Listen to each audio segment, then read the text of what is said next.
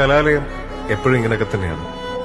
ഒരുപാട് നല്ല സൗഹൃദങ്ങളും കുഞ്ഞു കുഞ്ഞു പ്രണയങ്ങളൊക്കെ ഉണ്ട്. ചില പ്രണയങ്ങളും സൗഹൃദങ്ങളും ജീവിത അവസാനം വരെ നമ്മുടെ കൂടെ കാണും. എങ്കിലും ഒരുപിടി നല്ല ഓർമ്മകൾ സമ്മാനിക്കാതെ ഒരു ക്യാമ്പസ് ജീവിതവും കടന്നുപോയിട്ടില്ല.